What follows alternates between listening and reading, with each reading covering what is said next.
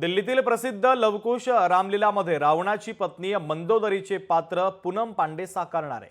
दिल्लीतील सर्वात जुन्या रामलीला समितीने पूनम पांडेला या भूमिकेसाठी आमंत्रित केल्यानंतर वाद निर्माण झाला।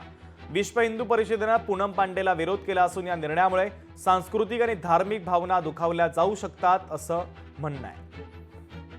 पूनम पांडेची जो आता चर्चा झाली आहे ते रामलीला आणि महाभारत आणि रामायणाच्या मध्ये जे काही रोल करता है ते आमचे साधू समाजवर से आणि सनातनवर से मैं निषेध करतो। आणि कलाकार आणि ॲक्टर हे एक महिला है, मैं त्यांचा सन्मान करतो, पण हे काही ॲक्टर जो करता है आणि जो डायरेक्टर होते ते पण चर्चा करावी आणि चर्चा करून हे ॲक्टर दिला पाहिजे, नहीं तो काही सनातनी लोक आणि लोकचे काही दुःख मन में जो होता है ते नहीं होना चाहिए। लोकशाही मराठी ऐका, पहा, जागरूक रहा।